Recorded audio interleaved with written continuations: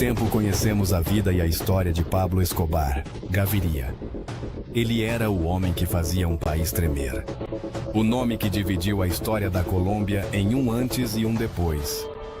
Dos bairros humildes de Medellín a se tornar o traficante de drogas mais poderoso do mundo. Mas do sangue, da sombra. Envie suas mensagens de voz para o nosso WhatsApp, como aparece na tela, para que sejam respondidas por quem viu o homem, não o monstro que contam. Sou Escobar. A história continua.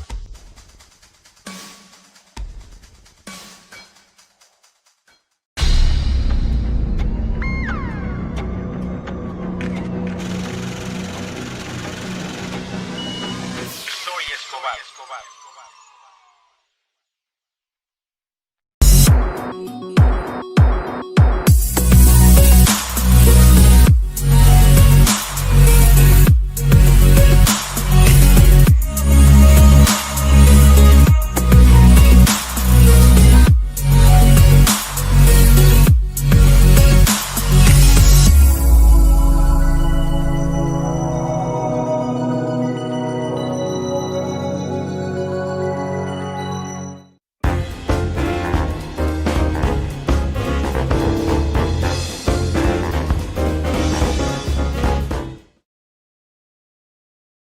Durante mucho tiempo, hemos conocido la vida y la historia de Pablo Escobar Gaviria.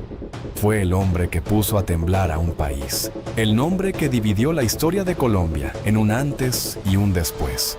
Desde los barrios humildes de Medellín hasta convertirse en el narcotraficante más poderoso del mundo. Pero detrás del mito estaba la familia. Nicolás Escobar, su sobrino preferido, rompe el silencio. Un relato contado desde adentro, desde la sangre, desde la sombra. Envía tus notas de voz a nuestro WhatsApp, como aparece en pantalla, para que sean respondidas por el "Yo vi al hombre", no al monstruo que cuentan. Soy Escobar, la historia continúa.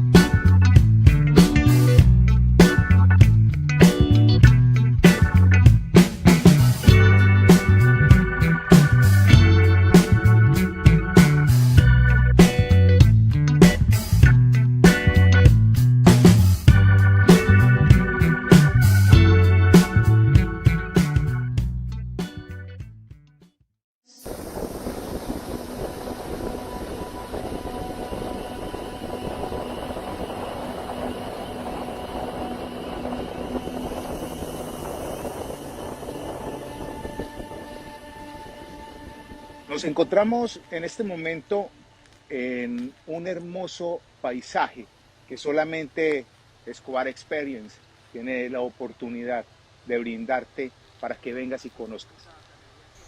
Historias de la familia Escobar Gaviria.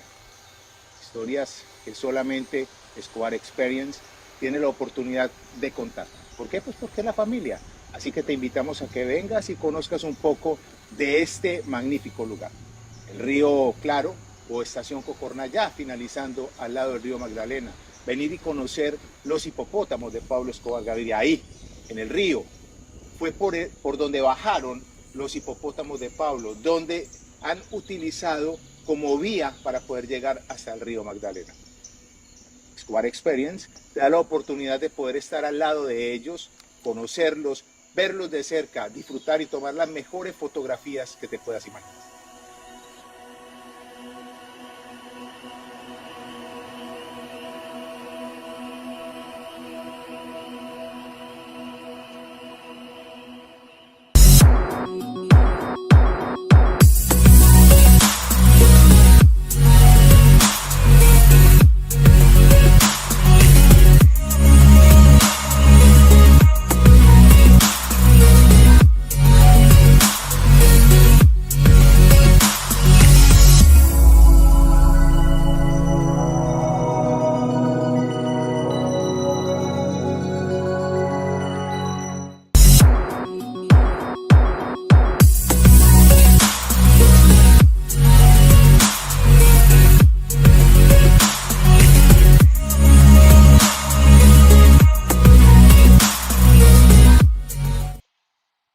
Un saludo, muy buenas noches para todas las personas que están hoy acompañándonos en este en vivo. Un en vivo tal vez diferente a todos los otros que hemos hecho.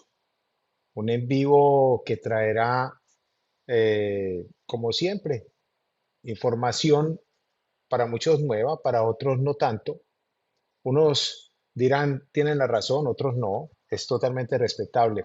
Aprovecho la oportunidad para invitarlos a que se suscriban, los que no lo hayan hecho. Y aquellos que no le hayan dado like ni dislike, háganlo y denle también ahí encima de la campanita para que cada vez que hagamos un en vivo, pues salgamos y conozcan ustedes toda esa historia. Un saludo muy especial en el Valle del Cauca, en Cali, a Mangoviche, la persona con que tuve la oportunidad hoy de estar hablando un buen rato de esa historia que muy pocos nos, nos dedicamos a contar para que la historia perdure y quede registrada, sobre todo que cuando nosotros nos vayamos, no lleguen los de turno y coloquen la historia lo que ellos se les venga en gana. Escuché en varias oportunidades decir a Pablo que todo aquello que se decía de la historia era simple y llanamente lo que había querido quien mandaba en ese momento que se escribiera para que perdurara en el tiempo. Así que los que estamos hoy no podemos dejar que se escriba lo que se venga en gana, sino lo que verdaderamente aconteció. Así que a Mangovici un saludo muy, muy especial. A la gente le invito también para que se suscriba al canal de él, para que conozcan la historia. Sobre todo síganlo en Facebook, que es donde más sale, y creo que también en TikTok. No sé si se llame Mangovici. Si Mangovici nos está escuchando, lo invitaría a que me escriba acá en el lateral del chat en vivo para que la gente sepa por dónde lo puede seguir y cómo puede llegar a conocerlo. Y por qué no, más adelante tener con él una conversación para que la gente que sea del Valle, de Cali, lo mismo gente de Medellín, que le tocó vivir aquella época fuerte de Cali del Valle, pues tengan la oportunidad de hacerle preguntas a lo que conozca Mangovich. Y también, ¿por qué no? Pues acá estaré yo para darle respuesta a preguntas y debatir, y debatir. Hoy me pareció tremendo hablar con él porque estábamos charlando y me pasó una fotografía del día que muere, o que asesinan más bien, a Chepe Santa Cruz en la ciudad de Medellín. Y es una historia que la gente común y corriente pues solamente conoce por lo que escribió o lo que dejó escribir en su época el gobierno de turno, y adicional a esto, y lo más importante, lo que dejó escribir el mejor policía del mundo, Rosso José Serrano, que en aquella oportunidad, cuando muere Chepe, y que soy yo quien lo recoge en Medellín, quien le presta el vestido para que lo vistan, perdón la redundancia, hacia Cali, quien le consigue la avioneta para llevarlo a Cali, yo también, quien le consigue el ataúd para llevarlo hasta Cali, yo también, pues nos tocó correrla y vivirla de cuenta de Rosso en aquella oportunidad. Qué problema tan impresionante. Pero esa historia solamente se conoce lo que dejó contar el gobierno de turno, no la verdad. Y ahí es donde entran apartes muy, muy importantes, porque se puede conocer la historia vivida desde Cali y la historia vivida desde Medellín. Yo siempre he dicho, cada uno es dueño de su verdad y no existe una verdad absoluta. Existen verdades y cada uno, pues, tendrá su verdad y en eso es lo que cree. Y cuando uno cree en su verdad, pues, ¿qué más tiene que hacer? Creer en ellas y apegarse a ellas. Y si alguien llega a debatirla, pues si tiene la capacidad y la conciencia para poder hablar sobre ese tema y de pronto tener esa capacidad de, si la otra persona tiene la razón, dársela, pues dejarle la razón a esa persona. Entonces, la invitación a Mangoviche, si no lo ha hecho, para que se pegue un pasoncito por acá y coloque sus redes y de esta manera ustedes conozcan un poco esa historia también del norte del Valle de Cali y más adelante también, ¿por qué no?, de Medellín y de otros combos a los cuales le ha generado confianza este joven y está contando esas historias que quedaron guardadas o metidas dentro de la cabeza de los que le tocó vivirla, pero que no se conoce la realidad, sino, vuelvo y reitero, lo que quisieron las personas de turno que se conociera. Un saludo para Lorena Salazar, 2525, dice saludos Nick, un saludo para ti. Lorena Salazar, 2525, dice, yo supe a través de un documental llamado El Matarife de Daniel Mendoza Leal, si la memoria no me falla, que Maza Márquez mandó a matar a Galán, cambió el personal de seguridad de Galán. Bueno, en un momento, porque hoy este en vivo es exactamente sobre ese tema específico. Eso lo decía la miniatura que ustedes tuvieron la oportunidad de ver al inicio, y es qué pasó, qué aconteció con la muerte de Galán. De pronto, hay muchas personas que no conocen un canal de YouTube que se llama El Anecdotario de la Mafia, que los invito, los que no se hayan suscrito, para que se suscriban y conozcan un poco de ello. Ahí salió unos apartes. Hoy vamos a tener una entrevista muy, muy, muy importante que los invito a que no se la pierdan. Y aquí me está escribiendo exactamente ese personaje del que estoy hablando. Ni siquiera sabe que en este momento estoy hablando en vivo y en directo de él. Y es nada más y nada menos que, muchas gracias, amor. Mire, acá cuando a uno lo quieren, pues le traen de vez en cuando, o de vez en cuando no, cada vez que está haciendo un frío como el que está haciendo acá en esta parte del mundo donde me encuentro, un frío tan impresionante, le traen a uno este cafecito. Estoy hablando de Gustavo Salazar Pineda, el abogado de la mafia. Él se autodenominó el abogado de la mafia. Un abogado que se dedicó y se dedica y se ha dedicado desde siempre a defender a los más grandes capos de Colombia, reconocido a nivel internacional. Más adelante tendremos el testimonio de él, lo que a él le consta, lo que vivió sobre la muerte de Galán.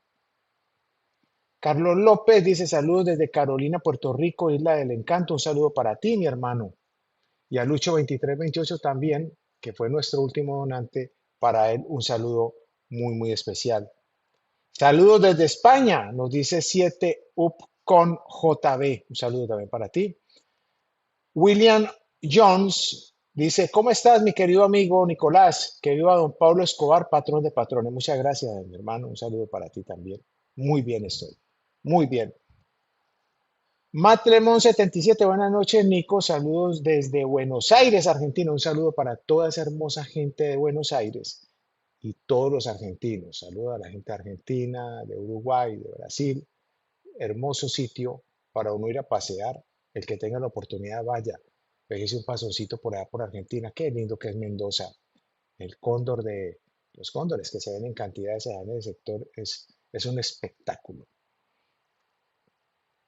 Aparece el link del canal en portugués que lo coloca Soy Escobar, la historia continúa, para que ustedes, si no lo han hecho, pues lo hagan, se puedan suscribir a ese canal. Mire, se me saltó hacia el canal de... Sí, se me saltó. Iba a ponerles, y discúlpenme un segundo, le iba a poner, eh, ok, aquí ya volví. Sino que entro y no sé por qué me dispara una publicidad. Yo no le daba este orden de que active publicidad, pero bueno, es lo normal. Voy a colocarle vamos a mirar si me deja. Ok, no, no me da, no me deja. Quería colocarle la parte de encima para que quedara ahí puesto. Wellington Mendrano Mateo 8855, saludos desde República Dominicana, un saludo también para ti, mi hermano. Kevin.hidrogo 6210, es inocente, ¿para qué lo iba a matar? ¿Qué ganaba con eso? Y vuelve y más abajo dice que ganaba Maza Márquez con matarlo si ni tenía ningún problema con Galán. Bueno, ahí hay algo que de pronto mi amigo Kevin y muchas personas no conocen y es interesante saberlo, y es que Miguel Maza Márquez era uno de los peores enemigos que tenía Pablo. Miguel Maza Márquez, con la gente del DAS, dio orden de asesinar muchísimas personas en Medellín y en Colombia. Dio orden de que cada vez que llegaran donde estaba Pablo Escobar o gente que supieran que pertenecía a Pablo Escobar, la orden era asesinarlos. Nunca capturarlos, que era lo que normalmente se debería de hacer. Y Miguel Maza Márquez era, pues, nada más y nada menos que la persona eh, que manejaba la policía secreta en Colombia. Esa persona que ustedes ven ahí, era el que manejaba la policía secreta en Colombia. Pablo lo odiaba a muerte, tanto así que le hizo muchísimos atentados y el más fuerte de todos es ese que ustedes ven ahí, que es el atentado contra el búnker o el edificio del DAS que quedó totalmente destruido. Y aprovecho esta oportunidad para pedirle perdón a todas las personas que salieron damnificadas por ese atentado terrorista. Ustedes no son dioses, pues para yo pedir perdón, pero lo hago de corazón porque la verdad me siento bastante conmovido con eso que aconteció en aquella época. Muy duro lo que se vivió.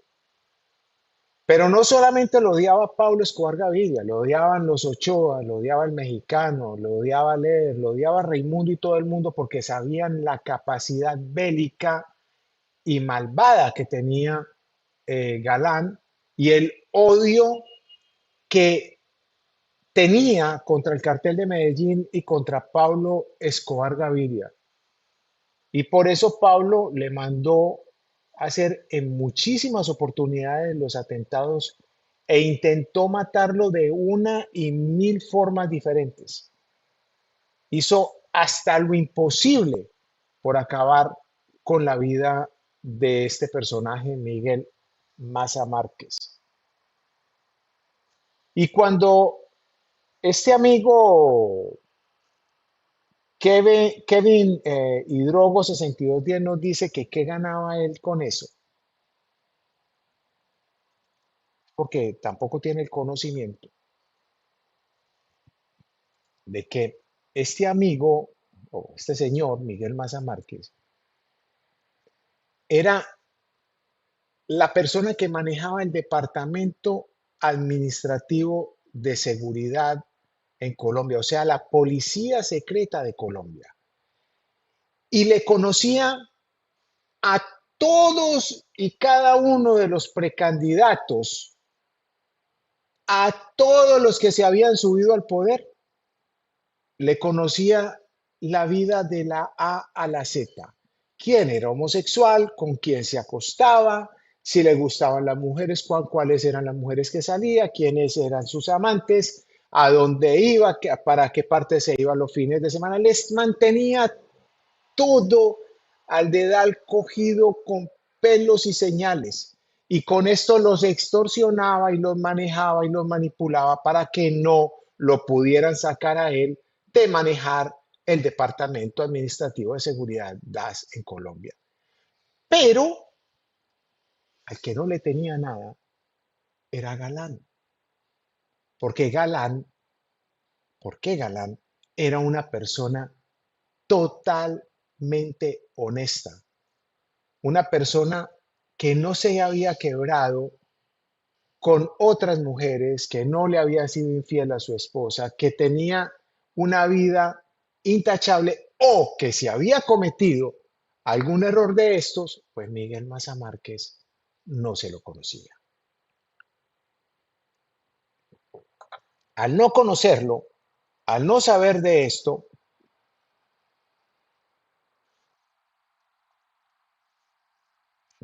gracias a Isis Delamo por lo que coloca, enseguida lo leo. Como no le tenía nada, entonces, cuando le llega la opción grande, esa opción importante, porque ya con Miguel Maza Márquez, la gente del cartel de Medellín, aunque Pablo lo odiara, pero si había forma de que recibieran dinero y pudieran torcerse a favor de Pablo, de los beneficios de Pablo o de los beneficios de cualquiera del cartel, fuera de una forma o fuera de otra, pues ya se sabía y tenían de Miguel Maza Márquez que había dado entrada, había dado ingreso la gente del DAS para poder subir armas dentro de los aviones e incluso dentro del mismo avión de Avianca que termina explotado en pleno vuelo cuando iba de Bogotá hacia Cali. Si no hay compinchería con el Estado y con quienes manejan la seguridad del Estado, es totalmente imposible poder lograr cualquier fechoría de las que hacía Pablo o de las que hacía el cartel de Medellín. Es necesario tener siempre la colaboración del Estado en cualquier tipo de proceso que se quiera realizar, sobre todo contra nada más y nada menos que un precandidato presidencial. Y con el más famoso y adicionalmente a esto, con el más amenazado por el cartel de Medellín y adicionalmente a esto, por el que tenía la mayor opción de poder ganar las elecciones. Y ahí, en ese proceso de lo de la muerte de Galán, que también meten a Santofimio, un político colombiano que absolutamente nada tuvo que ver con el atentado de Galán o con la muerte de Galán, pues todo esto se aprovecha Miguel Maza Márquez para poder hacer toda la autorización de cambio de personal de cuidado de él, organizan todo, pero más adelante van a ver unas imágenes mucho más importantes, podría yo decir, sobre nada más y nada menos que el abogado de la mafia, quien nos contará un poco de esa historia de aquella época. Y vemos imágenes del día que asesinan, que hacen el atentado contra Galán. Así que para este amigo, Kevin, ahí le damos un poquitico de historia de aquella época. Fue duro la muerte de Galán, pero también recuerdo que cuando estaba con Pablo en una casa en la vía Cuba, antes del Parque Obrero, en la ciudad de Medellín, estando en esa casa, que fue donde recibimos la noticia del atentado contra Galán y muerte de Galán, Pablo directamente dijo, ahora me van a cobrar a mí ese ganso y eso que hicieron ahí no nos pertenece a nosotros. Eso no lo hizo nadie que trabaje con nosotros. Directamente Pablo me dijo eso estando con nosotros el día que le hicieron el atentado a Galán. En la madrugada, en la madrugada, dice Pablo, bueno, pues si todo el mundo está diciendo que yo fui el que le mandé a dar a Galán, pues aprovechémonos. Y como Pablo no refutaba nunca lo que decían de él, él nunca salía a decir, no fui yo, lo que están diciendo de mí es mentira. Entonces, pues por eso, Pablo dejó la cosa así como así. Yo quiero que ustedes escuchen este minuto y 54 segundos, porque sé que también hay muchas personas que quisieron a este amigo que voy a colocar acá para que ustedes oigan el audio. Y en un minuto, 55 segundos, estoy de nuevo con ustedes. Entonces el patrón le dice al mexicano de que la gente de él, nosotros los antioqueños, nos podemos arrimar a la escolta de Galán, nos podemos arrimar al entorno de Galán, no podemos hacer inteligencia y que él tiene que encargarse de ya del operativo. Eso lo acepta el mexicano, Gonzalo, y él queda encargado ya de organizar toda la vuelta. Es la persona clave que tenía la conexión con el DAS. Pues nosotros nos reunimos con el mexicano en la Isla de la Fantasía, Allí va Henry Pérez y Henry Pérez, pues el mexicano le explica las cosas. Pablo le dice que necesitamos un hombre muy fuerte en Bogotá que pueda organizar un operativo porque se sabe de una reunión que va a tener Luis Carlos Galán en Bogotá, un mitin político. Henry le dice al mexicano que él tiene el hombre clave, que es Jaime Eduardo Rueda Rocha. Nosotros nos quedamos ahí, Henry manda por Jaime Eduardo llega con su hermano medio, llegan ahí, ellos se encargan de aceptar 200 millones de pesos que le ofrecen extraditables. Jaime Eduardo dice que es muy poquito dinero, el mexicano le ofrece que lo va a llevar en un envío de droga, entonces ellos se encargan de eso, porque Henry dice que es el hombre clave para esto, y él va a Bogotá y Carlos lo conecta con gente del DAS directamente, porque Carlos tenía una relación muy estrecha con el DAS, porque ya Carlos había hecho varios operativos con el DAS, porque la muerte de Pizarro Longome en un avión de Avianca, el DAS cooperó. En la muerte de Bernardo Jaramillo Osa en el puente aéreo, el DAS entró el arma para matar a Bernardo Jaramillo Osa. Para la muerte de José Antequera dentro del aeropuerto El Dorado, en el puente aéreo, también un integrante de DAS entraron el arma para matar a José Antequera. Los mismos que entregaron el maletín bomba para volar el avión de Avianca. Los mismos que pusieron en bandeja a Luis Carlos Galán. Ahí está. Información entregada por quien se leyó todos los expedientes de toda la gente y después se atribuyó que todo prácticamente lo había hecho él. Prácticamente para Popeye Pablo fue su trabajador. Pablo trabajaba para Popeye. Pues es algo ridículo, pero es así. Quiero aprovechar este momento antes de darle paso a una entrevista que ustedes van a empezar a atar cabos con esto que acaban de oír.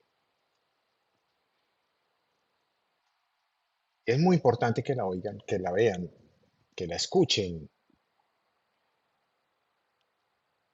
Voy a invitarlos a que en este momento le den like, dislike si no les gusta, que tomen el link de esta transmisión y que lo compartan en sus diferentes redes sociales. Nos encontramos en unos segunditos acá para que ustedes puedan hacer esto y puedan escuchar esta entrevista magnífica hecha por un gran periodista colombiano que quiero compartir con todos ustedes. Entonces el patrón le dice al mexicano de que la gente de él, nosotros los antioqueños, nos podemos arrimar a la escolta de Galán, nos podemos arrimar al...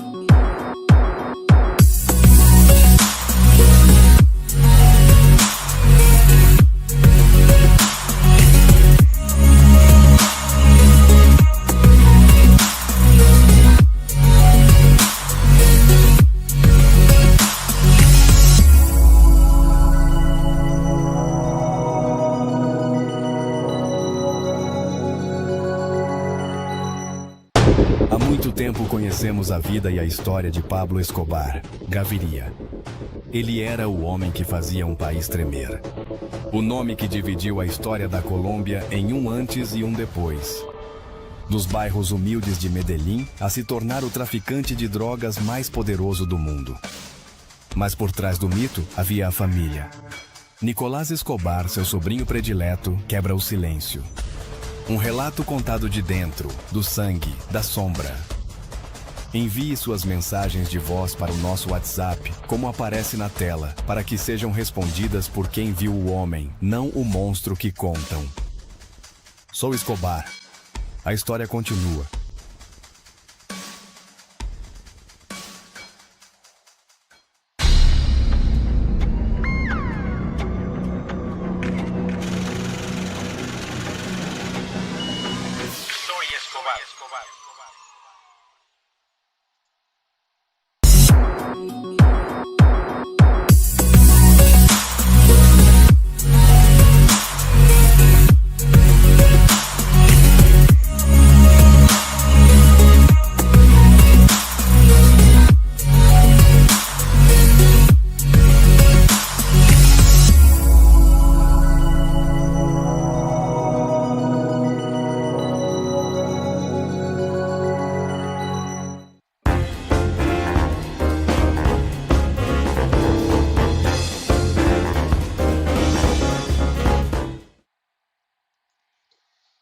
Y bueno, no se lo pierdan, como lo decía la última pautica que salió ahí, Y les agradezco a todos si le han dado like o dislike por acá. Veo que muchos le han dado y otros no tanto.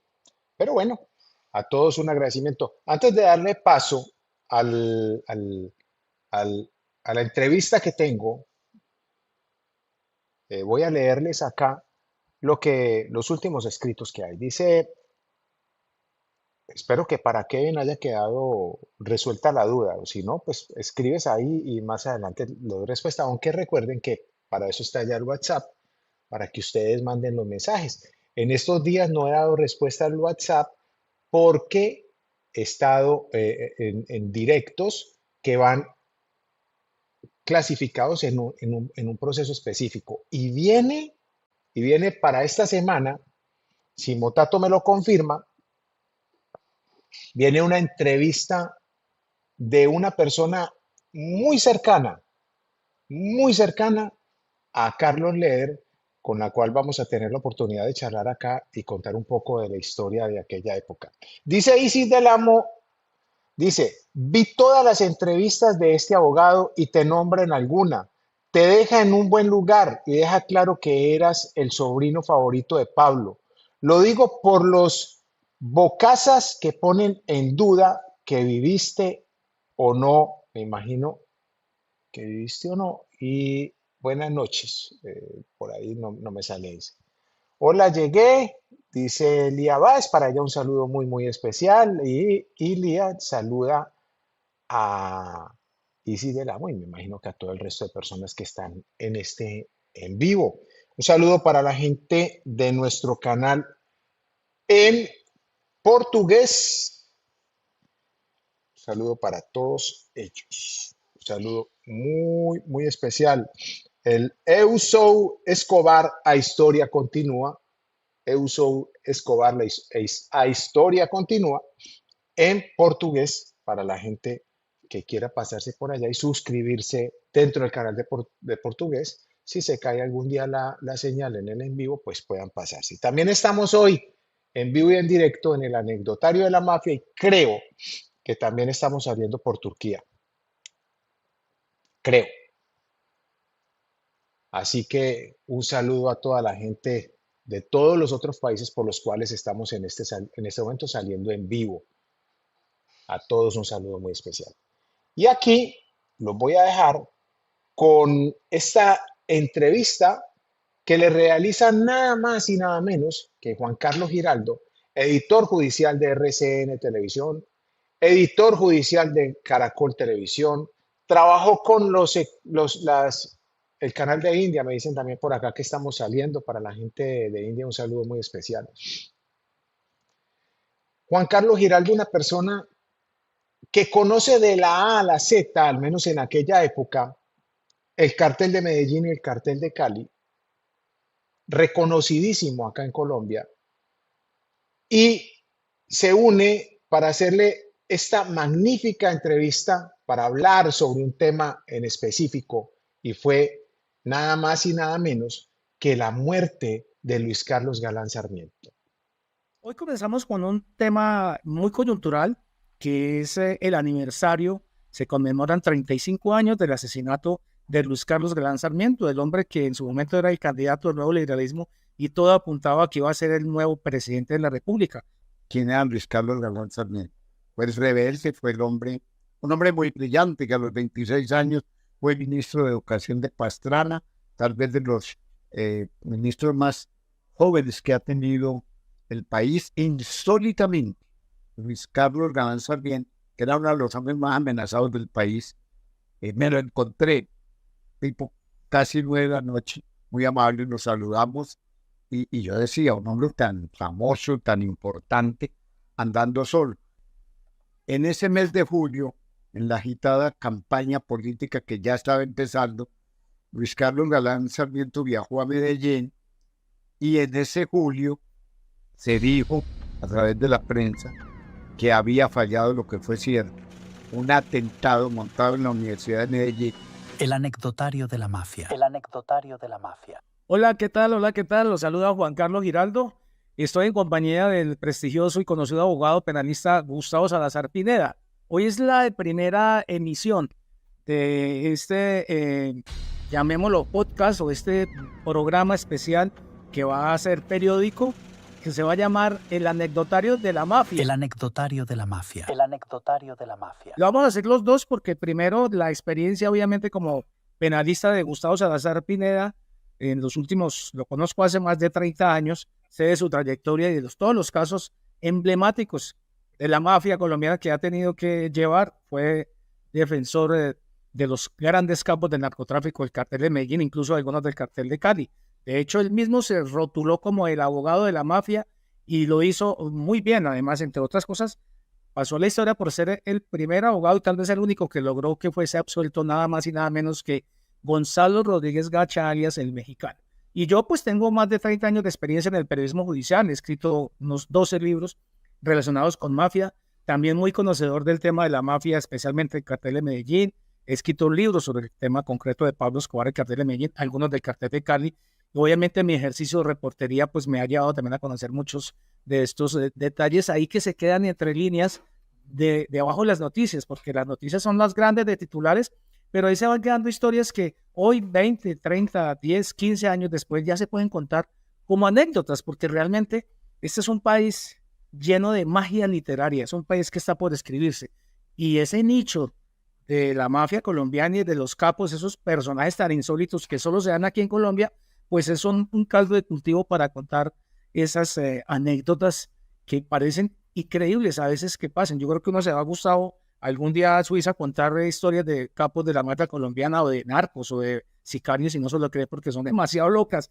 Por eso queremos aprovechar este espacio, ojalá semanal, a través de este canal YouTube, para empezar a contar las historias de la mafia, las anécdotas, esas cosas que a la gente les parecen increíbles, pero que ocurrieron. Hoy comenzamos con un tema muy coyuntural, que es el aniversario. Se conmemoran 35 años del asesinato de Luis Carlos Galán Sarmiento, el hombre que en su momento era el candidato al nuevo liberalismo y todo apuntaba a que iba a ser el nuevo presidente de la República, con un plan de gobierno fuerte contra la mafia. Precisamente se pensaba que al llegar a la presidencia la mafia iba a correr porque pues huir de ella. Pero quiero darle la palabra a mi amigo, colega, porque también es escritor de libros, Gustavo Salazar, para saludarlo y darle gracias que esté conmigo y que ojalá esto de aquí en adelante surja muy bien. Gustavo, buenos días y chévere tenerlo aquí, hombre. Juan Carlos, para usted y para quienes vean este podcast, un saludo muy especial. Sí, yo pienso que estoy de acuerdo con usted, Juan Carlos. Me parece que vale la pena volver un poquito a hilvanar esas historias, no tanto por morbo, que lo es, porque a la gente le gusta, para entender los fenómenos con posterioridad ocurridos, porque desde el punto de vista histórico, cuando han pasado, en este caso, 35 años de la muerte de Galán, es importante recordar y contextualizar quién era Luis Carlos Galán Sarmiento. Pues rebelde, fue un hombre muy brillante, que a los 26 años fue ministro de Educación de Pastrana, tal vez de los ministros más jóvenes que ha tenido el país. Recuerda también el país que se casó con Gloria Pachón, hija de un hombre, Gloria Galán. Esta señora, o de Galán, fue hija de un hombre muy famoso, Mario Galán, quien fue presidente de Ecopetrol y se dice que financió la campaña de Misael Pastrana Borrero. Pero si no se entiende quién fue Luis Carlos Galán Sarmiento, no podemos contextualizar lo que vamos a hablar en el día de hoy. Fue un hombre que se rebeló contra el liberalismo, fue un hombre que hizo campaña durante los 80s individual con el nuevo liberalismo, y al final, ya podríamos decir cuando estaba más maduro, fue un hombre que se alineó nuevamente en el liberalismo y era indiscutiblemente el hombre que concitaba a todo un pueblo de Colombia, porque emulaba mucho a los famosísimos también comuneros de Santander, desde donde era el señor Luis Carlos Galán Sarmiento.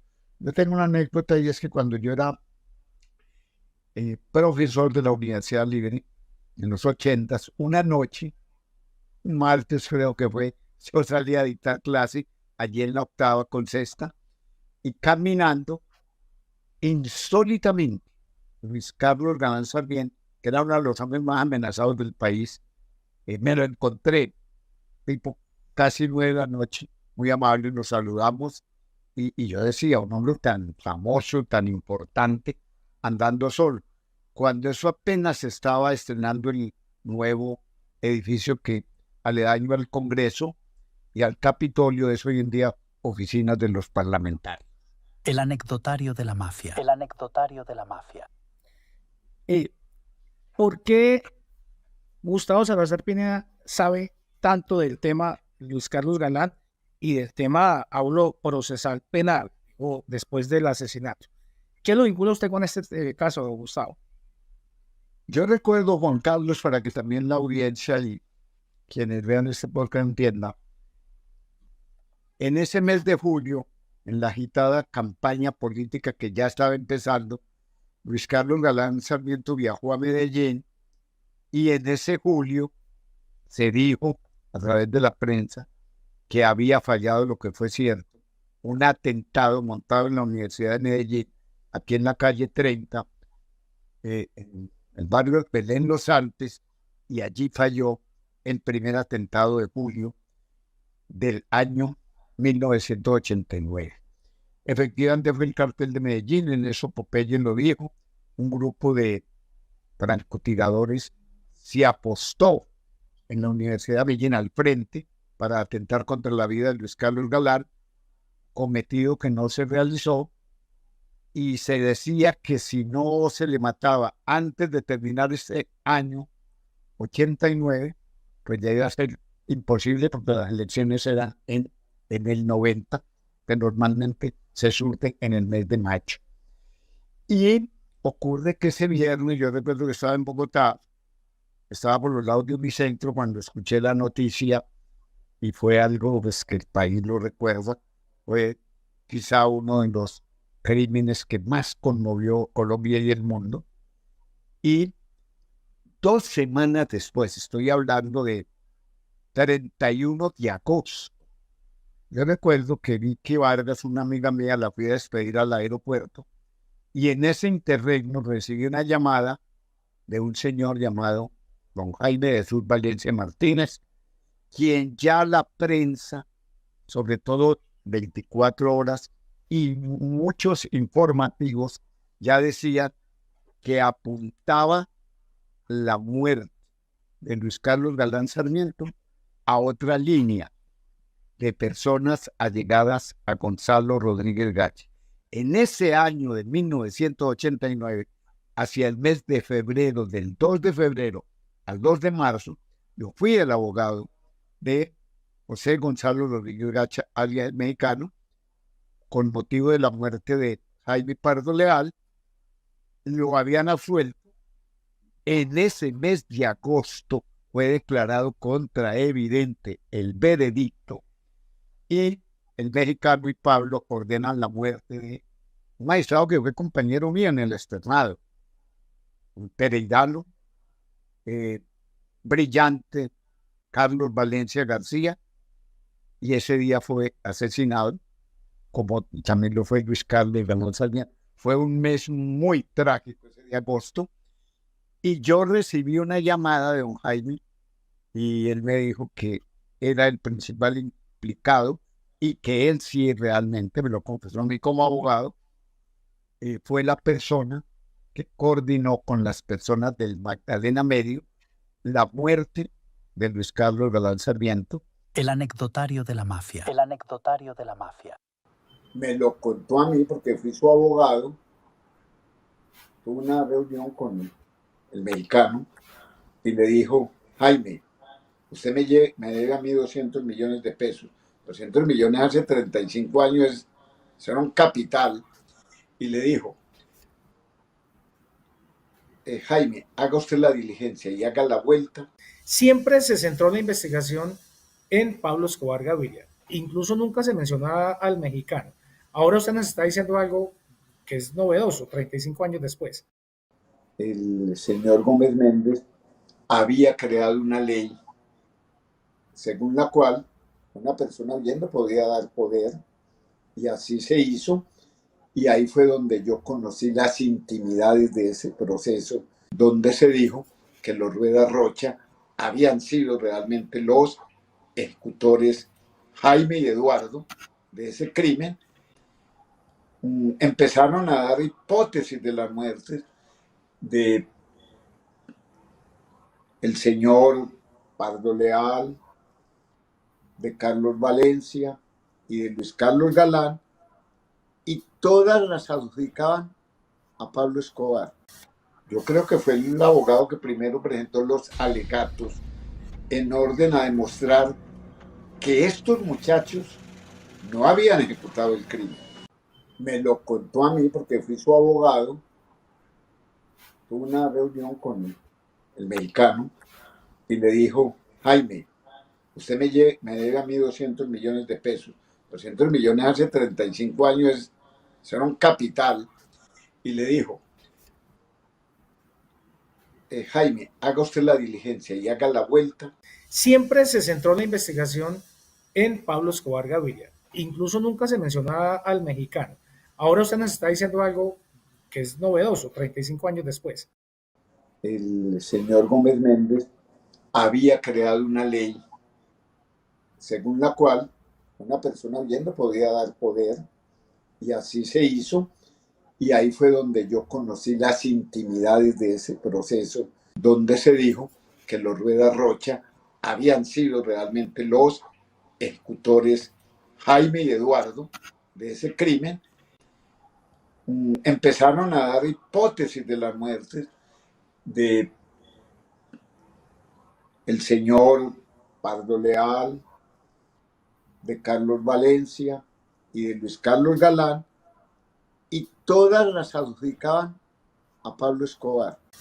Yo creo que fue el abogado que primero presentó los alegatos en orden a demostrar que estos muchachos no habían ejecutado el crimen. El anecdotario de la mafia. El anecdotario de la mafia. Y recordará usted, Juan Carlos, que los juzgados de orden público quedaban allí en el centro de Bogotá, calle 16 con carrera 10ª, edificio Banco de Bogotá, y allí me tocó llevar el poder, porque cuando eso el señor Gómez Méndez había creado una ley según la cual una persona oyendo podía dar poder, y así se hizo. Y ahí fue donde yo conocí las intimidades de ese proceso, que recuerdo para esas calendas. Quiero decir, 2 semanas después, ya empezaba la 3ª semana, fueron capturados unos muchachos en el centro de Bogotá, justo a una cuadra donde yo tenía la oficina. Recordarán ustedes que fue Murillo Chalarca y el más conocido de todos, Ubis Albún, Alberto. Y allí fue donde yo conocí toda la historia de cómo se perpetró el atentado, de quién eran los culpables.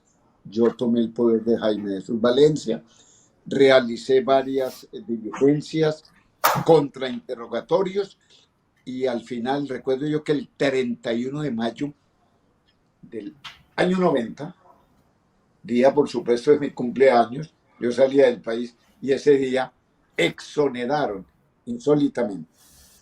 Insólitamente quiere decir casi que absolutamente a don Jaime Valencia, que era el dueño de el arma que fue incautada, una metralleta. Era el dueño de la oficina de ese edificio de la calle 19 con carrera 5ª de Bogotá.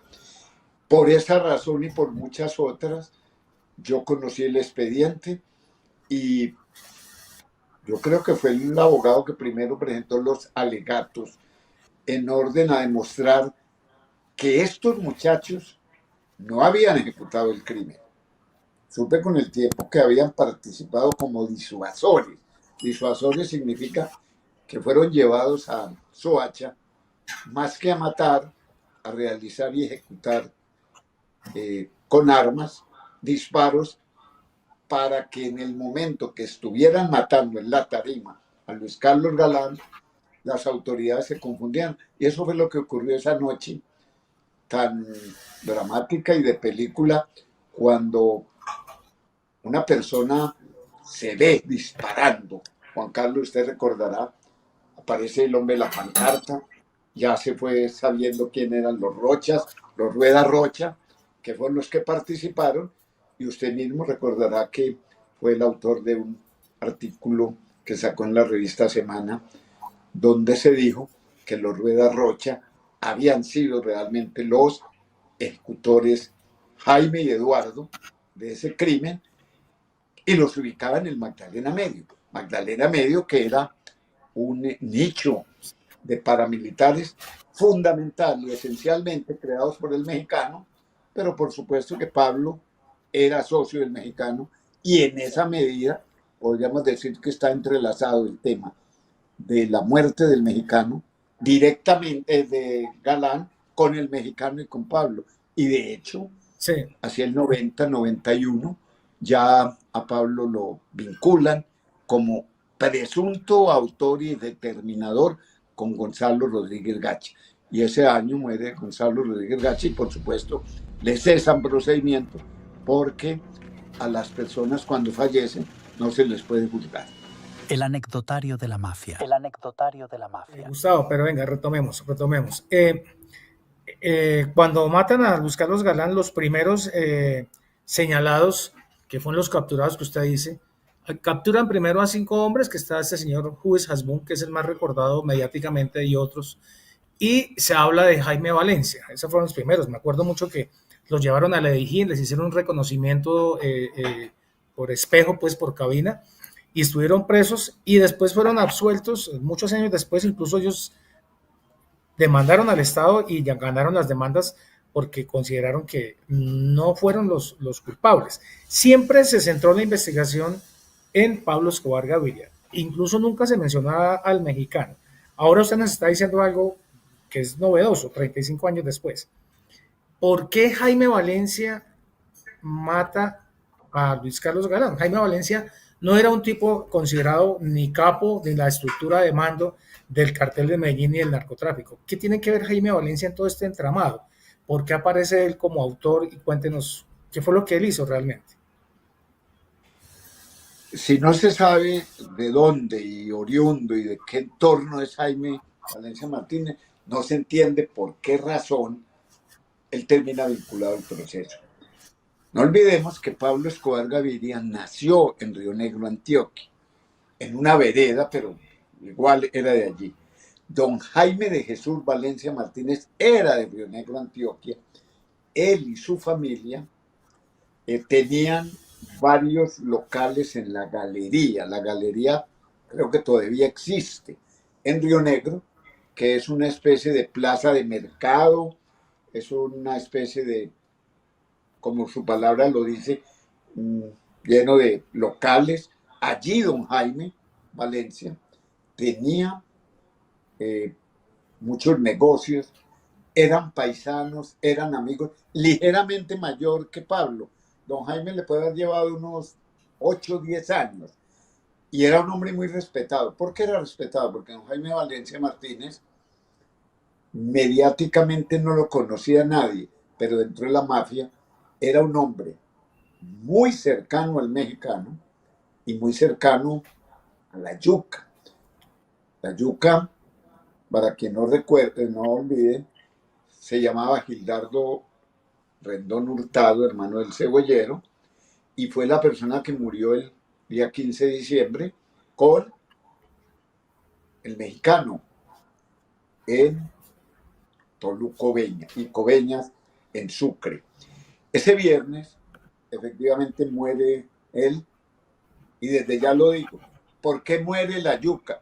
Y también recuerdo antes de contar esto, la yuca era el hombre que le manejaba realmente al mexicano el tema de Tranquilandia.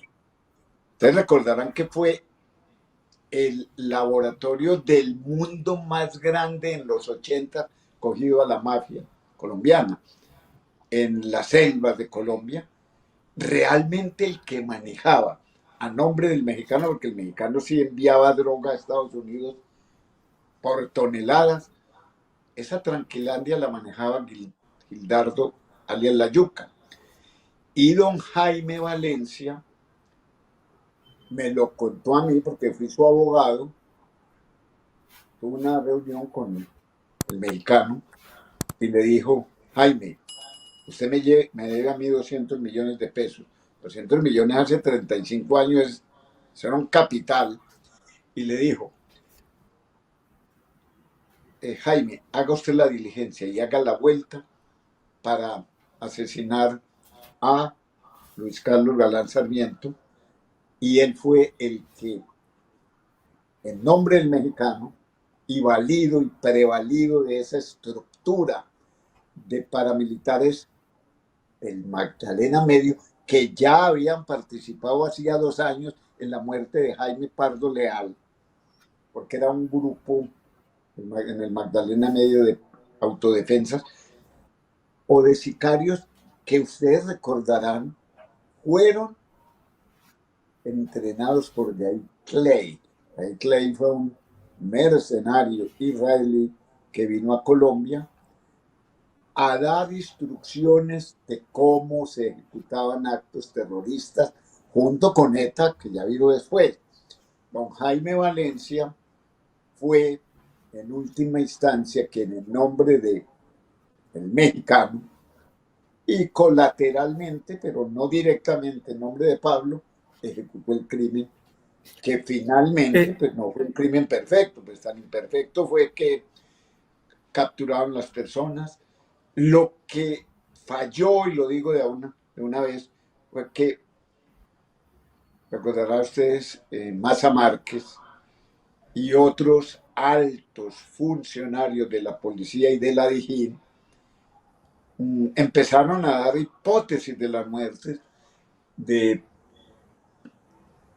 el señor Pardo Leal, de Carlos Valencia y de Luis Carlos Galán, y todas las adjudicaban a Pablo Escobar y querían indudablemente vincular más a Pablo porque era digamos, el capo estrella, el capo conocido, y no sabían que el mexicano era realmente, dentro del cartel de Medellín, el hombre que más poder militar y económico tenía.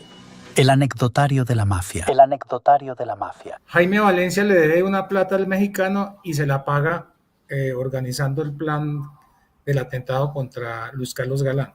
Cuando Pablo se entera de que a él le atribuye, ya esto estamos hablando de finalizando el 89, empezando el 90, que él es el principal ejecutor, Pablo Escobar fue inteligente y dijo: bueno, sí, a mí me lo dan como, me reprochan, me atribuyen que yo fui el ejecutor, pues tengo poder para negociar con el Estado. Se elige a Gaviria, que es el sucesor de Luis Carlos Galán, con un criterio clarísimo, y es que iba a haber una negociación. Se decía en el argot que iban a robarse el expediente, que iban a matar al juez, que iban a volar, como siempre, el imaginario. Y yo le dije al juez: vea, señor juez, sancióneme. Saqué 500 pesos, le dije: la ley establece que quien viole la reserva sumarial será impuesta una sanción de 500 pesos. Y le dije: y yo me iré a la Procuraduría a denunciarlo usted. Jaime Valencia le debe una plata al mexicano y se la paga organizando el plan del atentado contra Luis Carlos Galán. Cuando Pablo se entera de que a él le atribuye, ya esto estamos hablando de finalizando el 89, empezando el 90, que él es el principal ejecutor, Pablo Escobar fue inteligente y dijo: bueno, sí, a mí me lo dan como, me reprochan, me atribuyen que yo fui el ejecutor, pues tengo poder para negociar con el Estado. Se elige a Gaviria, que es el sucesor de Luis Carlos Galán, con un criterio clarísimo, y es que iba a haber una negociación. Se decía en el argot, que iban a robarse el expediente, que iban a matar al juez, que iban a volar, como siempre, el imaginario. Y yo le dije al juez, vea señor juez, sancióneme. Saqué 500 pesos, le dije, la ley establece que quien viole la reserva sumarial será impuesta una sanción de 500 pesos. Y le dije, y yo me iré a la Procuraduría a denunciarlo usted. El anecdotario de la mafia. El anecdotario de la mafia. Jaime Valencia le debe una plata al mexicano y se la paga organizando el plan del atentado contra Luis Carlos Galán. En su momento, ¿Pablo Escobar se enteró de esos planes o se enteró después? Después he sabido, por supuesto, que él se enteró, y creo que en ese sentido muchas personas tienen razón, y creo que Nicolás, el sobrino de Pablo Escobar Gaviria, nos lo ha dicho y creo que así es. Cuando Pablo se entera de que a él le atribuye, ya esto estamos hablando de finalizando el 89, empezando el 90, que él es el principal ejecutor, Pablo Escobar fue inteligente y dijo, bueno, sí, a mí me lo dan como, me reprochan, me atribuyen que yo fui el ejecutor, pues tengo poder para negociar con el Estado, y eso fue lo que se hizo en el año 90. Una vez se fue creyendo en la teoría de que Pablo fue el principal determinador de esa muerte, pues cobró como una especie de fuerza política hasta el punto que ese año 90 se elige a Gaviria, que es el sucesor de Luis Carlos Galán, con un criterio clarísimo, y es que iba a haber una negociación, iba a haber más que un sometimiento, una especie de estatus semipolítico. Y recordarán ustedes, y muchos por lo menos de los contemporáneos, que el presidente Barco tenía un hombre antioqueño que era de apellido Vélez, creo, el secretario, y era el que empezó a hacer las reuniones ya para el acercamiento con la mafia. Y cuando ya Gaviria es nombrado o electo presidente, se inician los primeros acercamientos, que no fue entre otras cosas Gaviria. Yo quiero recordarle al país, Juan Carlos, que el primero que habló inteligentemente que con la mafia no se podía pelear, no podía haber guerra, que había que hacer un arreglo más político y jurídico, fue un hombre muy famoso, Álvaro Gómez Hurtado. Él tenía y fue candidato, de hecho, del Movimiento de Salvación Nacional. Yo voté en el santuario de mi pueblo por un hombre que yo dije, este hombre la tiene clara.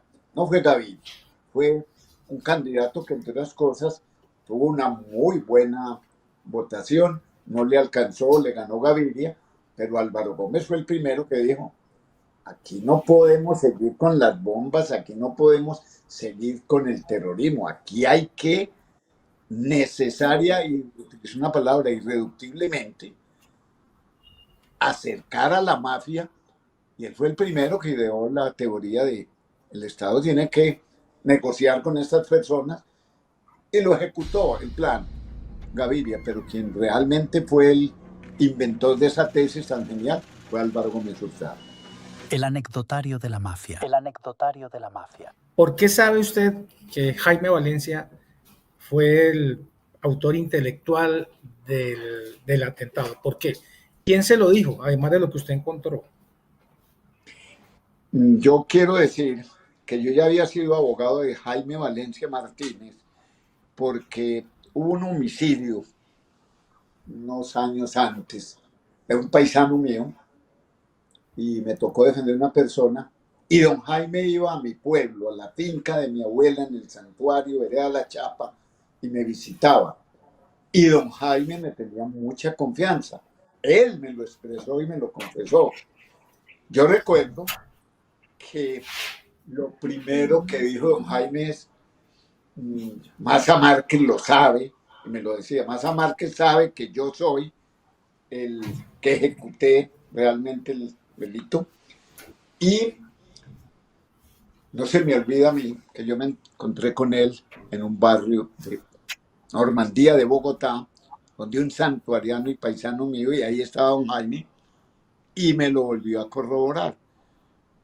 Y quiero recordar también que ni siquiera Pablo era el hombre más buscado en ese momento, sino Jaime Jesús Valencia Martínez y Gloria Congote, la periodista, usted recuerda, de 24 horas, fue la que lo entrevistó en 24 horas, y yo estuve en esa grabación a unas muy pocas cuadras donde quedaba 24 horas. Allí me reunía yo con don Jaime Valencia en Normandía, al norte de Bogotá. ¿Por qué absuelven a Jaime Valencia entonces? Me parece, y lo voy a decir con el mayor de los respetos al juez, yo creo que fue precipitado el fallo en el entendido que debió esperarse más para fallar. Lo que sí recuerdo, y a su pregunta le voy a contestar de la siguiente manera. Yo tuve una discusión con el juez sin rostro, que se suponía cuando eran sin rostro. Eran personas que teóricamente hablando eran jueces, pero eran más policías. Y yo cuando iba a ver el caso de Galán allí en la 10ª, pues mirando el expediente, habían por ahí 50 o 60 de los llamados policías, agentes secretos, estaban también allí. Eso era custodiado. Había más policías que funcionarios. ¿Por qué? Porque se decía en el argot que iban a robarse el expediente, que iban a matar al juez, que iban a volar, como siempre, el imaginario. Y el señor juez me increpó a mí, que porque yo había violado la reserva sumarial, lo que era cierto.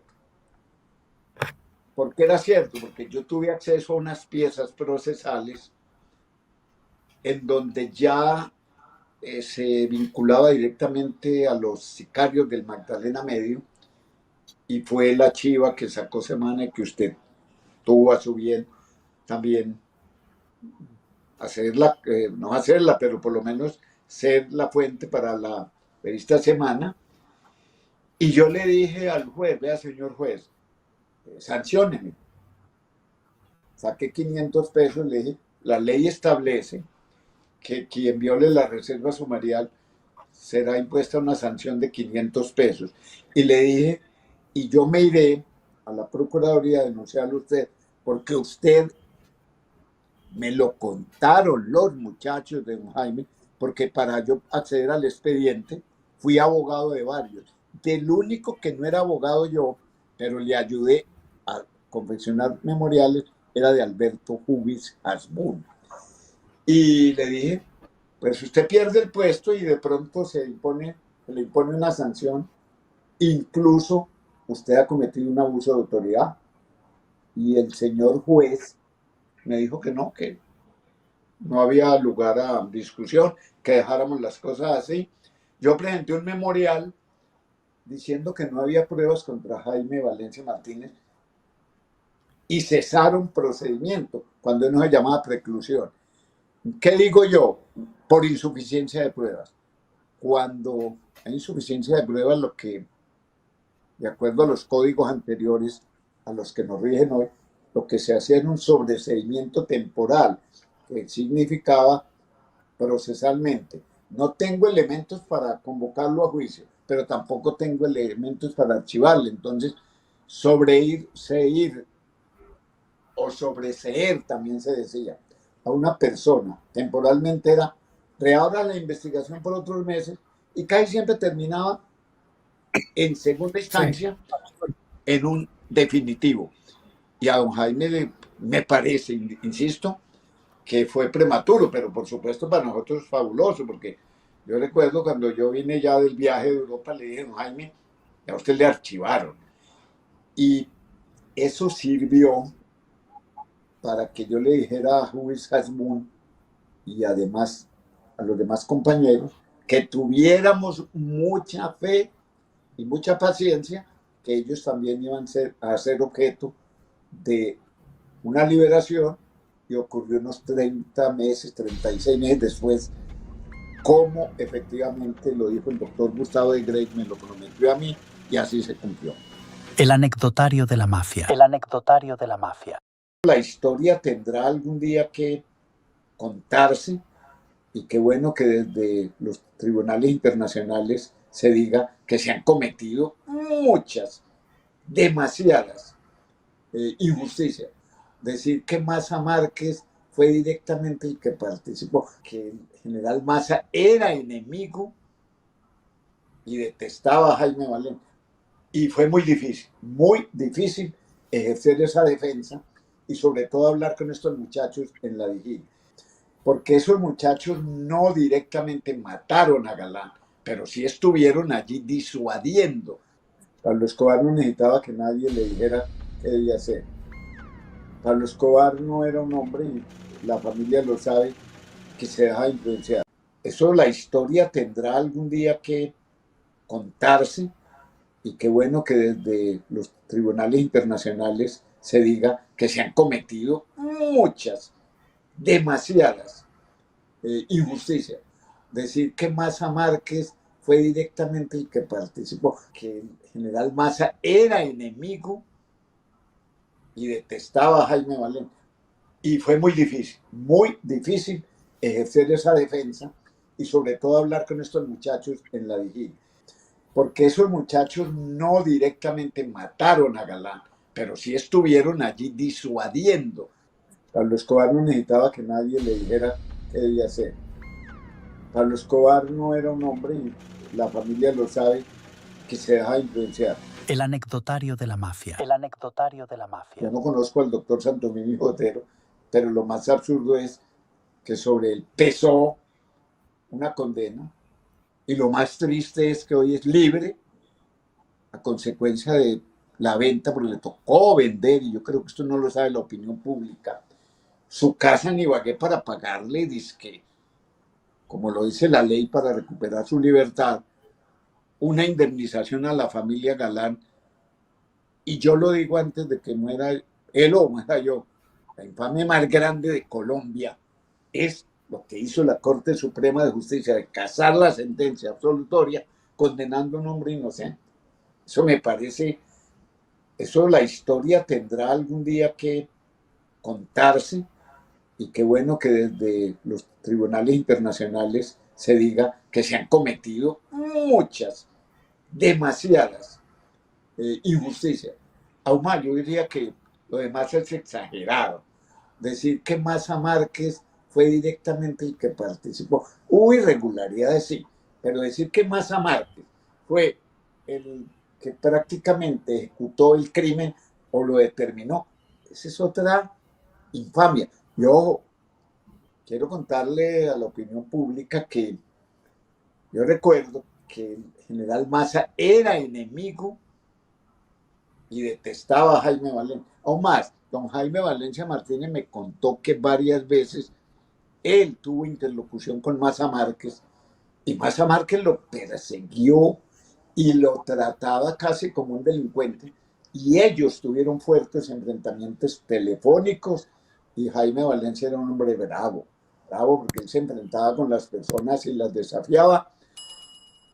Y hoy, 35 años después de saber que está condenado Maza Márquez, un hombre que yo nunca fue un hombre que yo aprecié, ni a los de la SIJIN, porque también lo voy a contar. Cuando yo fui a la SIJIN a visitar a estos muchachos allá en la carrera Caracas, donde estaban, a mí se me trató muy mal. Me decían que yo era un defensor de asesinos, y yo les dije que iba para la Procuraduría. Casi no me dejan entrar y me decían que era insólito yo defendiendo asesinos. Y les dije, pues por lo menos respeten el principio de presunción de inocencia y ustedes son autoridades. Y fue muy difícil ejercer esa defensa y sobre todo hablar con estos muchachos en la vigilia. Y ahí hay ramificación de historia, lo que pasó con Hughes Albún, después los pasaron a la picota y todo lo que ocurrió en ese calvario. Y me parece que todo fue muy precipitado. Por ejemplo, la declaratoria de inocencia de Hughes Albún y compañía fue más un problema psicológico que jurídico. ¿Por qué psicológico? Porque cada año se celebraba en la 26 un aniversario de la muerte de Galán y allí concurrían personalidades y en el tercer año concurrió el fiscal general y cometió el error, un hombre bueno y sano como era el doctor Gustavo de Grey, de decir que ya tenían todo listo para llevar a juicio a estos muchachos. Y le dije, señor fiscal, le mandé una carta, le dije, pero si no han cerrado investigación usted, que se supone es el jefe de los que han de fallar independientemente, sin presión alguna, ¿cómo sale a decir? Y muy noblemente me llamó a su oficina con una periodista y me dijo que no, que él ya había dado la orden de que se les declarara inocentes, que también creo que fue un poquito precipitado. ¿Por qué? Porque esos muchachos no directamente mataron a Galán, pero sí estuvieron allí disuadiendo. Disuadiendo es, llevaron más de 30, 40 personas, me contaba don Jaime, para que en esa noche hicieran tiros y lo lograron. ¿Qué hicieron? Que una vez se ejecutó el crimen, pues la gente corría, porque de todas partes había disparos. Y supe que esos muchachos estuvieron allí no ejecutando el crimen. Algunos estuvieron sencillamente disuadiendo. Y eso fue lo que ocurrió. Quiero decir que es que en Colombia ningún magnicidio ha sido resuelto claramente. Ni el de Uribe, ni el de Gaitán, ni el de Galán. 35 años después, el crimen de Galán no está completamente esclarecido. Hasta el punto que Popeye, pues, fue uno de los que dijo que él había participado, lo que no fue cierto, por lo menos en la ejecutoria de esa noche del 18 de agosto del 89, el cartel de Medellín intervino el mexicano. Para allá voy. Popeye dice que él escuchó cuando Pablo le dijo a Santofimio, matalo, Pablo. Eso también, de acuerdo con sus conocimientos, se cae de toda credibilidad. Juan Carlos, yo vuelvo respetando la imagen y por supuesto la memoria de Popeye, de John Jairo Velázquez Vázquez. En vida se lo dije, John Jairo inventaba muchas cosas. Popeye no todo lo que dijo fue cierto. Eso que cuenta de que matarlo, no lo creo yo mucho. ¿Por qué? Porque también lo he afirmado y eso es de público conocimiento, eso se llama un hecho notorio. Pablo Escobar no necesitaba que nadie le dijera qué debía hacer. Pablo Escobar no era un hombre, y la familia lo sabe, que se dejaba influenciar. Si él tomaba una decisión, a él no tenían que decirle hacer. A mí me parece que lo de Pablo Escobar respecto a Jairo Ortega Ramírez y respecto a esas personas que tenía al lado como Santofimio, decir que influyeron es absurdo. Y esa declaración nunca me la creí. Yo mismo tuve una conversación en la cárcel de Cómbita cuando capturaron a el mellizo, que está vivo, a Mejía Múnera, y yo mismo le dije, hombre, esa teoría suya, y él siempre estaba empecinado en que el culpable era Santofimio. Él lo dijo porque a él le significaba o rebaja de penas o le significaba dinero, porque es que con el magnicidio de Luis Carlos Galán, con la voladura del avión y otros delitos, Popeye consiguió dinero. A mucha gente le exigió y le extorsionó para decir, no te meto en este crimen si me das dinero. Eso se dijo en vida y hoy muerto lo reafirmo. John Jairo en un 70-80% mentía. Cuéntenos un poco cuál fue el final del señor Jaime Valencia, y tengo entendido que usted siguió en contacto con los hijos. ¿Ellos también son conscientes de que su papá fue el autor de este magnicidio? Sí, sí, y la esposa de la señora Arbeláez, una señora muy simpática, los hijos, unos muchachos muy calmados, muy decentes, eran conscientes. Y ya que usted me hace la pregunta, voy a contextualizar. Don Jaime Valencia Martínez, en Río Negro, Antioquia, tuvo un lugar donde torturaba a la gente. Llevaba a nombre de los paramilitares a los pueblos del oriente antioqueño, los paracos, que así les decía. A mi pueblo, por ejemplo, a Santuario, llevó paramilitares. Él era un hombre que odiaba y detestaba la guerrilla. El ELN, que así funcionaba en el oriente antioqueño, hacia Cocorná, San Luis. La guerrilla se enteró de que don Jaime tenía una finca en Cocorná, cerca de San Luis, y en una oportunidad la guerrilla, el ELN y algunos miembros también de la FARC del oriente antioqueño lo secuestran, lo torturan, lo matan de una manera, llamémosla, espeluznante. Le cavan una fosa y le colocan allí a él y le vierten a esa fosa cemento y agua con arena. Ustedes entenderán que una persona que esté en esas condiciones, el cemento se va fundiendo con la arena y la persona pues va muriendo, por supuesto, una tortura. Eso fue criminal. El cadáver nunca se lo devolvieron, de don Jaime Valencia, porque don Jaime era un hombre que le gustaba la guerra como el mexicano. El anecdotario de la mafia. El anecdotario de la mafia. Usted dice que llevó paramilitares a...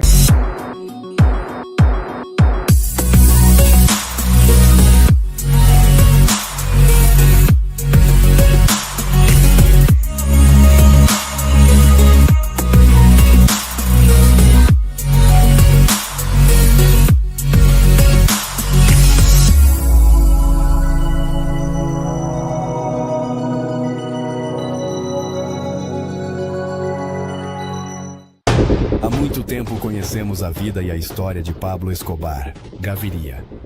Ele era o homem que fazia um país tremer. O nome que dividiu a história da Colômbia em um antes e um depois. Dos bairros humildes de Medellín a se tornar o traficante de drogas mais poderoso do mundo. Mas por trás do mito havia a família. Nicolás Escobar, seu sobrinho predileto, quebra o silêncio. Um relato contado de dentro, do sangue, da sombra. Envie suas mensagens de voz para o nosso WhatsApp, como aparece na tela, para que sejam respondidas por quem viu o homem, não o monstro que contam. Sou Escobar. A história continua.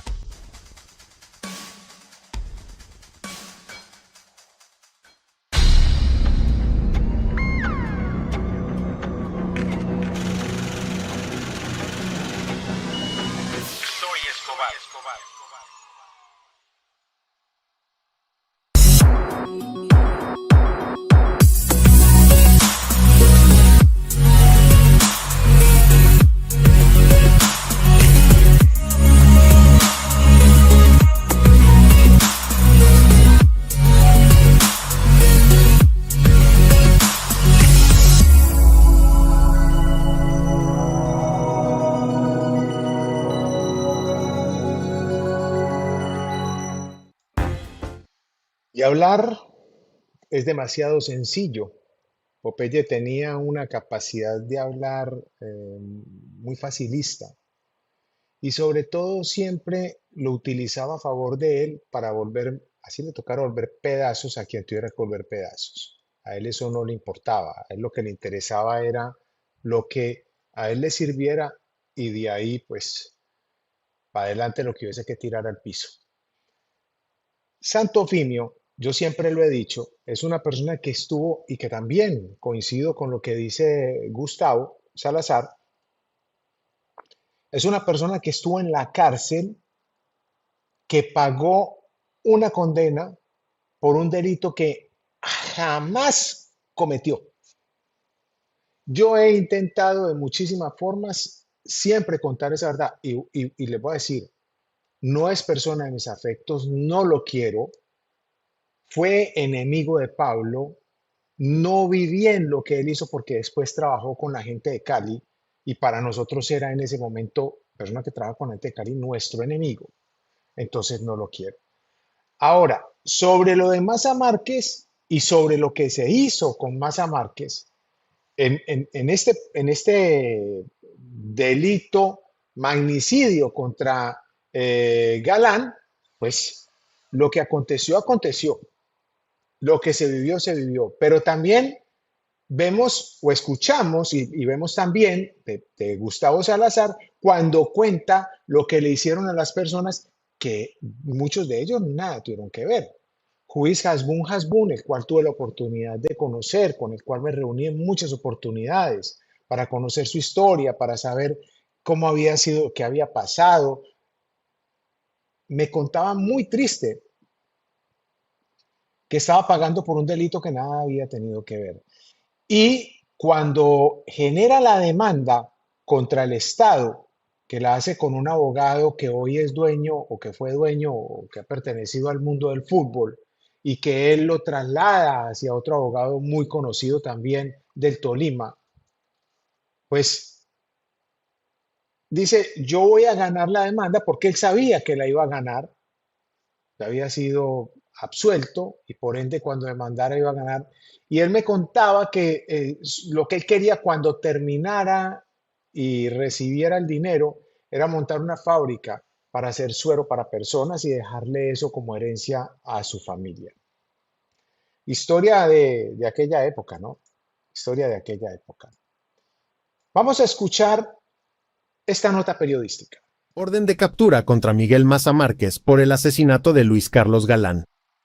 La Fiscalía General de la Nación de Colombia emitió una orden de captura contra el exdirector del Departamento Administrativo de Seguridad, Miguel Maza Márquez, por su presunta responsabilidad en el asesinato del excandidato presidencial Luis Carlos Galán, ocurrido hace más de 2 décadas. De acuerdo con información divulgada por medios colombianos, el general retirado se presentó ante las autoridades tras conocerse la orden de detención en su contra. La medida judicial fue emitida por el delito de homicidio agravado, en el marco de las investigaciones por el magnicidio que marcó uno de los episodios más trágicos de la historia política reciente de Colombia. Desde las primeras horas del día en que se conoció la decisión, altos funcionarios de la Fiscalía analizaron distintos aspectos jurídicos del caso para evitar que el proceso se viera afectado o prescribiera, dado el tiempo transcurrido desde los hechos. Según fuentes del Ministerio Público, una de las hipótesis clave de la investigación apunta a que Maza Márquez habría ordenado cambiar al escolta oficial asignado a Galán pocas horas antes del atentado. El entonces candidato presidencial por el Partido Liberal fue asesinado el 18 de agosto de 1989 durante un acto de campaña realizado en una plaza pública, en un crimen que conmocionó al país y tuvo profundas repercusiones políticas. El magnicidio de Luis Carlos Galán sigue siendo considerado uno de los casos más emblemáticos en la lucha contra la impunidad en Colombia, mientras las autoridades continúan investigando las responsabilidades detrás de la planeación y ejecución del atentado. Un poco de la historia de la muerte del doctor Galán y que tiene mucho que ver y por eso lo estamos haciendo, porque hace unos días le dieron libertad a Miguel Maza Márquez, uno de las personas que más odió Pablo Escobar Gaviria y el cartel de Medellín. Otra historia más. Acá dice Isi del Amo, dice, gracias Nico, este video entre otras muchas cosas y afirma lo que tú ya nos contaste en tu respuesta a si Pablo dio de baja la yuca, como dice Carlos Leder. Gracias por tu tiempo, Nico. Qué buena esa afirmación que dice o que hace Isi del Amo y que, ¿por qué no? Dentro de muy poco tener una charla con el doctor Gustavo Salazar Pineda y pues poder estar acá con ustedes, contar esa historia, tantas cosas que conoce este magnífico eh, abogado, abogado de la mafia, como dice, como él mismo se rotula, el abogado de la mafia. Interesantísimo. Tantas preguntas que habría por hacerle a Gustavo Salazar. Vamos a ver cuándo tenemos la oportunidad de tenerlo y hacerle una buena entrevista y serían días para poder que nos contara todo lo que tiene dentro de su mente. Y tiene una ventaja impresionante Gustavo Salazar y es que recuerda las fechas, recuerda las horas, o sea, tiene una capacidad, una lucidez mental impresionante. Por eso era el abogado preferido de Pablo y sabía la capacidad que tenía este gran abogado colombiano, Gustavo Salazar. Bueno, yo creo que vamos llegando ya al final. Muy largo este en vivo, lo hemos hecho con todo el corazón para que ustedes puedan disfrutar, conocer lo que aconteció en aquella época, de lo que tiene que ver con la muerte de Luis Carlos Galán y Miguel Maza Márquez, mirando dos puntos de vista totalmente diferentes, un poquito de Popeye, o tres más bien. El otro por el lado de Gustavo y, ¿por qué no? También mi punto de vista, teniendo en cuenta lo que me tocó vivir. Para todos ustedes, una feliz noche. Espero nos veamos muy pronto. Mañana o pasado mañana estaremos de nuevo con ustedes dándoles respuesta a todas las preguntas que me han enviado por WhatsApp. A todas no, algunas de ellas. Dice aquí Sergio que no me sigue desde hace varios años. Un saludo para Sergio también. Entonces, dándole respuesta a los mensajes que me mandan por WhatsApp. Recuerden, solamente doy respuesta a los WhatsApp. Nada más. No envíe por acá preguntas que no es necesario que las envíen porque no les voy a dar respuesta porque no es como es la línea conceptual de el nuevo canal o el canal que tenemos de Soy Escobar, la historia continua. Así cada uno cuando manda el mensaje queda su audio guardado y pueden recortarlo para que tengan también la respuesta en sus celulares y lo guarden también como recuerdo de la historia, de las preguntas que a ustedes se les vienen a sus cabezas. El número más 598-94705-388. Discúlpenme que lo estoy mirando. 388. Lo tengo por ahí anotadito. No me lo he aprendido. Es un teléfono internacional. No lo recuerdo. Entonces los invito a que me envíen todas las preguntas que tengan y empezaré a darle respuesta a cada una. Recuerde, pregunta, mensaje por pregunta. Si tienen 10 preguntas, manden 10 mensajes. No hay ningún problema. Una pregunta, doy respuesta. Y así sucesivamente, poco a poco. Vamos con nosotros. Bueno, les deseo una feliz noche. Recuerden lo que siempre les digo. Yo les deseo a ustedes 1000 veces lo que ustedes me deseen a mí. Dios los lleve con muchísima salud. Disfruten la paz y bueno. Y recuerden, no se dejen dañar el coco de los demás. Vivan la vida ustedes mismos. Disfrútenla. Chao, chao.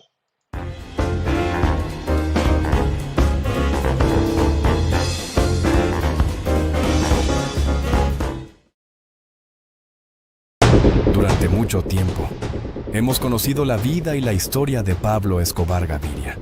Fue el hombre que puso a temblar a un país, el nombre que dividió la historia de Colombia en un antes y un después. Desde los barrios humildes de Medellín hasta convertirse en el narcotraficante más poderoso del mundo. Pero detrás del mito estaba la familia. Nicolás Escobar, su sobrino preferido, rompe el silencio.